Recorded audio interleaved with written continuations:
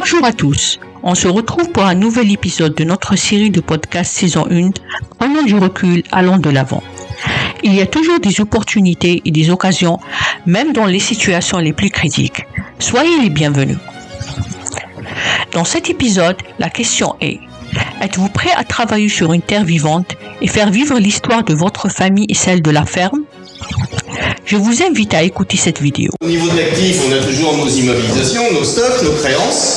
Et ici, vous avez un compte versé et charges payées d'avance. Dans cette classe de terminale, les adolescents ne sont pas tout à fait comme les autres. À peine 18 ans, tous ont déjà leur futur métier dans le sang.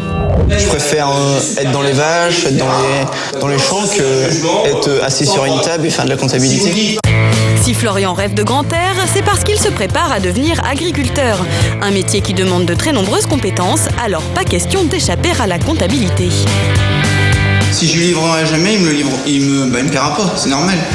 Oui, mais moi il m'a payé d'avance, je lui dois cet argent-là.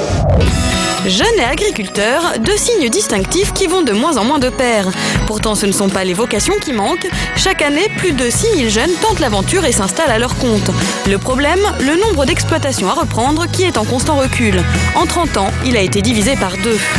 C'est difficile de reprendre une exploitation aujourd'hui parce que le coût du foncier, le coût des hectares est très élevé, très élevé. Reprendre une exploitation, c'est compliqué et c'est très difficile pour un jeune qui veut s'installer et qui n'est pas fils d'agriculteur. Résultat, dans de nombreuses régions, s'installer en partant de zéro est presque mission impossible. Heureusement, Florian, lui, est fils d'agriculteur. Une chance dont il a bien conscience, alors à chaque fois qu'il rentre chez lui, il troque son blue jean contre un bleu de travail. Donc là, tu vas rejoindre papa? Oui, je vais aller l'aider à traire. Il y a une vache qui avait les hier, elle me disait au téléphone. Pour moi, c'est pas fatigant d'aller à la ferme. Je préfère aller à la ferme que rester devant le feu. J'aime bien aller voir mes vaches. En revenant du lycée, ça fait toujours plaisir. Et Florian ne ménage pas sa peine. Sa passion lui prend 100% de son temps. En plus des cours la semaine, le week-end, c'est travaux pratiques. Florian, fais attention, cette vache-là, elle vient de véler. Elle a un bracelet à la patte, il faut garder le lait pour le veau. Pour cela, il dispose du meilleur des professeurs, son père. J'allais mettre ce lait-là pour la consommation, mais mon père m'a dit qu'il fallait le garder pour les petits veaux. Les conseils de mon père sont importants, oui, parce qu'il m'explique toujours les petits problèmes. Et pour reprendre la ferme familiale, Florian sait déjà qu'il pourra compter sur un bras droit de choc, Thomas, son petit frère de 14 ans. Ça me fait plaisir de reprendre l'exploitation avec mon frère. On voudrait créer des veaux de lait pour vendre en boucherie. Un revenu pour deux, ça le fait peut-être pas, alors qu'avec des poulets ou des veaux en plus, je pense qu'on arrivera à mieux s'en sortir. Le jeune homme n'a pas de souci à se faire, son futur associé a déjà l'âme d'un visionnaire. Donc ici c'est notre maison où on habite qui fait 140 mètres carrés. Après c'est tous les bâtiments et les cultures qui sont à nous. Arnaud et Hélène n'ont pas gagné au loto. Si à 28 ans ils vivent dans cette magnifique propriété, c'est parce qu'il y a 5 ans, ils ont racheté la ferme du père d'Arnaud. Mais la vie au grand air n'est pas toujours de tout repos. Cette exploitation-là, on l'a acquise et aujourd'hui on travaille dur pour la maintenir. C'est du lundi matin au dimanche soir, les jours fériés, tous les week-ends. On a signé, c'est pour bosser maintenant. Et une centaine d'hectares de culture et de têtes de bétail, ça représente beaucoup de travail. Heureusement, reprendre l'exploitation familiale présente un gros avantage. L'ancien propriétaire n'est jamais bien loin.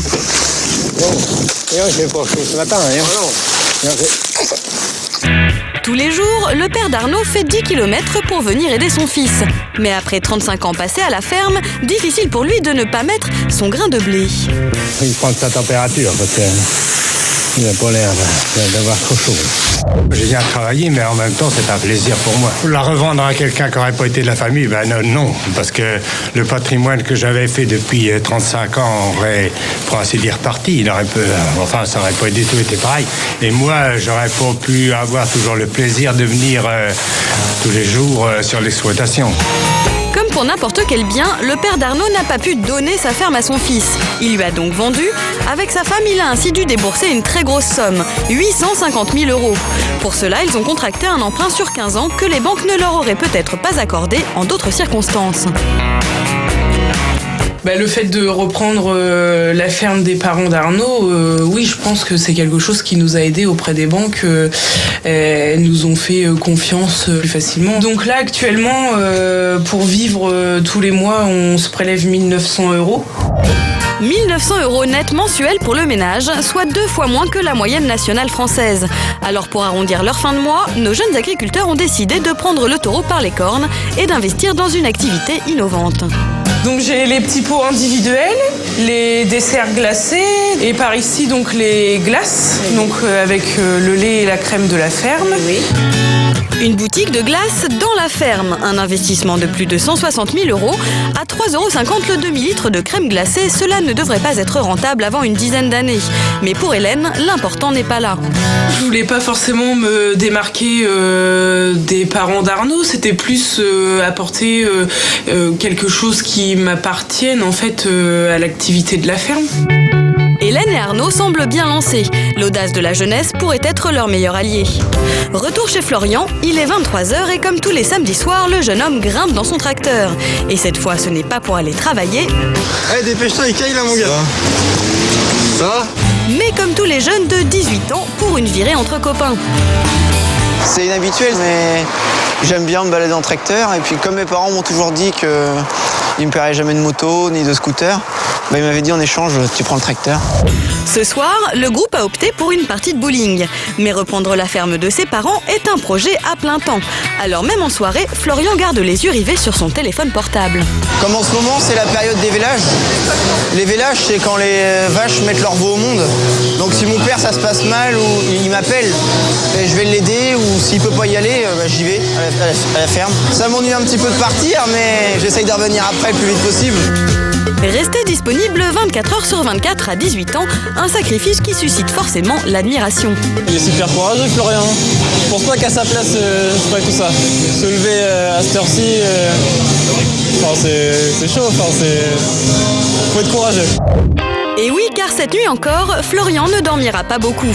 Alors que comme tous les dimanches, ses amis feront la grasse matinée, lui devra se réveiller à 7h pour la traite des vaches. Il est 2h10, je vais me lever dans à peine 5h. Ça vaut le coup de se sacrifier pour ce qu'on aime parce que je vais passer une bonne soirée avec mes copains. Puis demain, je vais retourner au travail et puis faire ce que j'aime aussi. Même au milieu de la nuit, Florian reste philosophe. La preuve qu'à 18 ans, on peut avoir les pieds bien sur terre et des étoiles plein les yeux. Reprendre une exploitation est compliqué, mais cela n'empêche pas les jeunes passionnés d'aller de l'avant. Alors, les 5 points à retenir. 1. Pour les fermes familiales, chacune des décisions repose sur des valeurs familiales et sur un objectif commun, faire vivre l'histoire de famille et celle de la ferme. Elles doivent parvenir à cet équilibre. 2. La ferme évolue et se transforme. Innover n'est pas forcément synonyme de changer.